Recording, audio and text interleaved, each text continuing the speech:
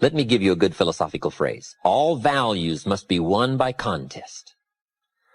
All values must be won by contest. And after they've been won, they must be defended. You say, wow, you've put a pretty heavy task on us. That's what life is all about, a pretty heavy challenge. We don't give large trophies for small effort. If you want to win high health, if you want to win high wealth, if you want to extend a long reach in touching people's lives, you got to engage in some of these extra powerful disciplines. And one is to secure the territory by vigor, and the other is to defend it with equal challenge. Attack. Life was designed not to give us what we want, not to give us what we need, but life was designed to give us what we deserve. Every value in life must be paid for, and those that pay are the ones that get it. It says those that give receive. Someone says, I wish to receive, I wish to receive. You don't have to concentrate on receive. Just become a good giver. It says those that search will find. Someone says, well, I need to find some good ideas to help change my life for the future. Then to find good ideas, that doesn't come because you need them. It comes because you search for it.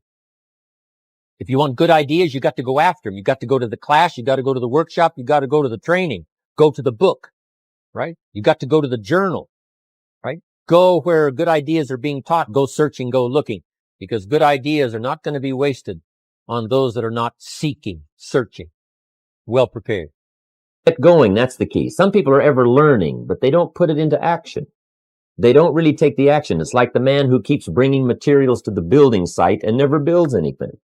He keeps bringing in the sand and the gravel and the windows and the doors and the roofing material, and he just stacks up all these supplies, but he never builds anything. See, if you do that long enough, fairly soon they'll come and take you away. You've got to do something with what you've learned. You've got to take action. You've got to get going. So that's one of the most important things to learn, how to design your days, how to design your weeks, how to design the months so that you take the proper action to get the proper return that you're looking for, whether it's economic or personal. Get going. It's a major key. When you change, when you get better, it'll get better. If you change, it'll all change. Don't put it on someone else. Hope that someone else will change it for you. Take responsibility for yourself. Take personal responsibility. You can't change the circumstances or the seasons or the wind, but you can change your reading habits. You can change whether or not you go for the skills, burn the midnight oil, turn yourself around, multiply your value by 2, 3, 5, 10. That you've got charge of. That you have control of.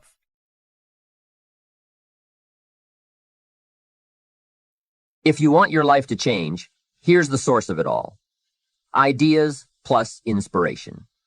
The good news is, ideas are not that far away. I've got an excellent phrase for you to consider, one that will serve you well for the rest of your life. Everything you need is within reach. The ideas you need for life change or business change are within listening reach. They're within reading reach. In fact, there's probably a library not too far from you. The problem is, most people pass by libraries. Very few walk in. Andrew Carnegie set up all these libraries across the country thinking everybody would stop in. But no, almost everybody drives right on by. Do you know how many people own a library card in the United States? 3%. And guess how much they cost? Nothing. The ideas are within reach. But here's the key question. Who is going to reach? There's a simple biblical phrase that says, if you seek, you will find. But it's very important to know that finding is reserved for the seekers. We don't find what we need. We find what we search for. If you will search, if you'll try, if you'll go, if you'll listen, ideas are within reach. And ideas are life-changing. There's nothing so powerful as an idea whose time has come. A business idea, a social idea, an investment idea, a good health idea. All you need is a specific idea to make an impact on your life. Ideas can help you gather treasure, gather equity, and gather wealth. 10 years from now, you can be right where you are now, or you can be in a new place. The difference between now and then could be significant in terms of money, lifestyle, treasure, and equity. In 10 years, you can enjoy an incredible life if right here and now you make a small change in your thinking to start you on the journey. The key is to start right now gathering the ideas and making the changes that will take you further along this new road. Ideas can change your life, and sometimes all you need is just one more good idea in a series of good ideas. It's like dialing the numbers of a combination lock. After you've dialed 5 or 6 numbers, the lock may not come open, but you probably don't need 5 or 6 more numbers. Maybe you need just one more number, one more idea. Maybe a seminar or a sermon can provide it. The lyrics from a song could do it. The dialogue from a movie could do it. Conversation with a friend might do it. If you keep your eyes and ears open, you'll find that one last idea you need. Once you find that idea, the lock comes open, and there's the door for you to walk through. Just one more idea, no matter where you get it, may be all you need to open that door of opportunity. If, however, the lock still doesn't open, you may be lacking in inspiration. Who knows why some people are inspired and some are not? Some people find a great idea and turn it down. Some people say that it costs too much. Some people say that it's going to take too much time. Some people are too busy. There are a lot of different reasons why some people are inspired to take advantage of a good idea while others pass it up. I call it mysteries of the mind, and I just leave it at that. There are some things I don't try to figure out. Some people buy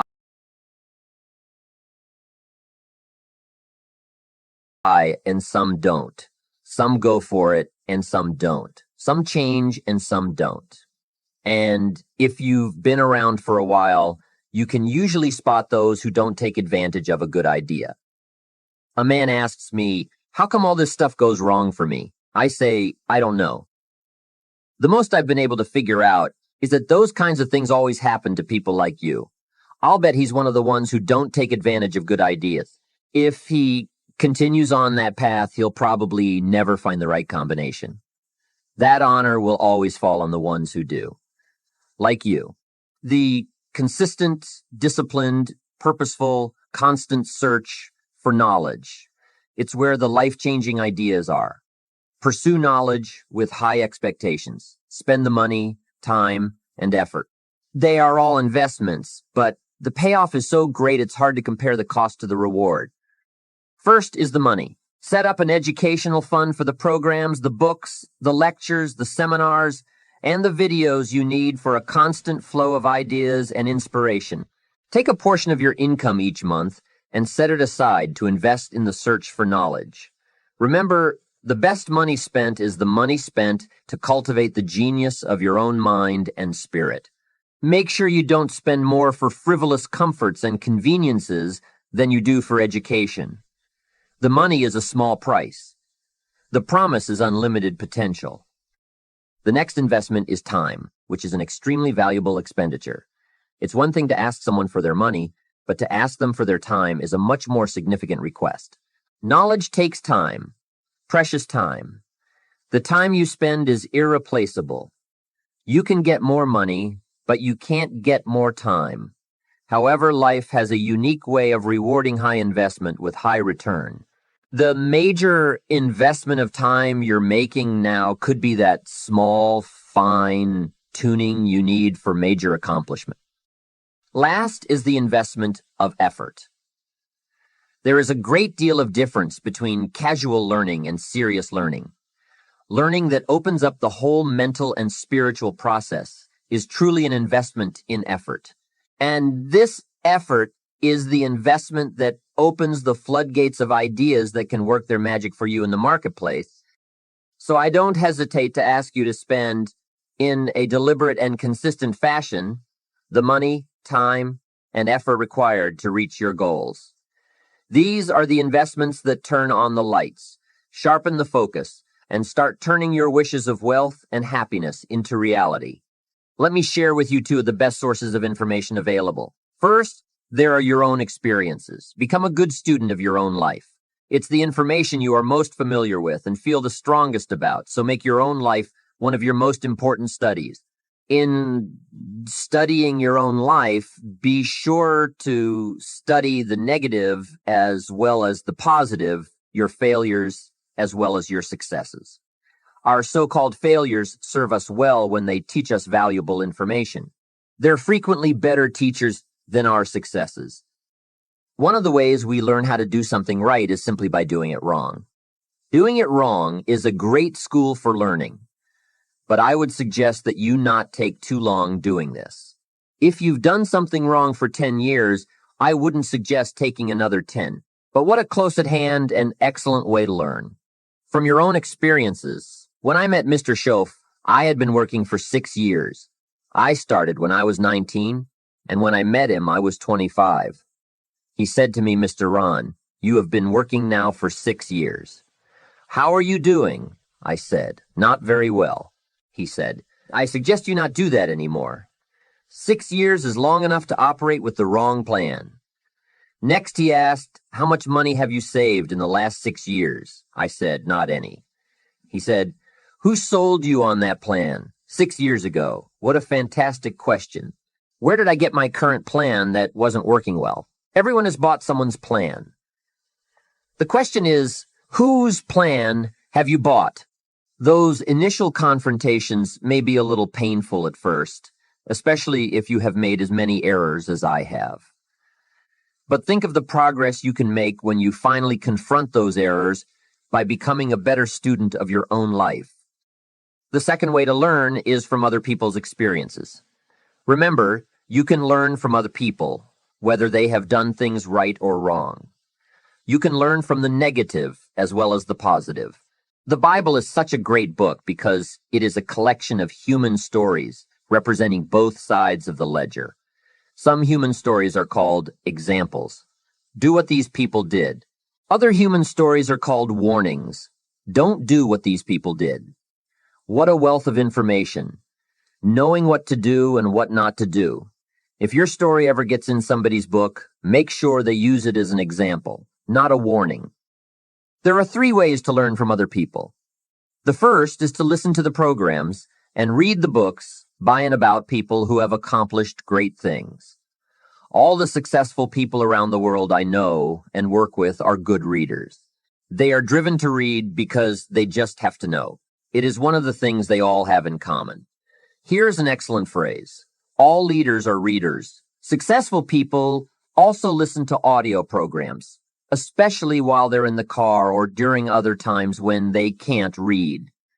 Programs can help all of us easily pick up new ideas and skills. Did you know there are programs and books on how to be stronger, more decisive, a better speaker, a more effective leader, have a better effect on other people, become more loving, develop a more winning personality, get rich, develop persuasive influence, become sophisticated? And people don't utilize these resources? How would you explain that? Did you know that hundreds of successful people have written their stories in books and told the world how they became successful? And most people don't want to read or listen to them. How would you explain that? They're busy, I guess.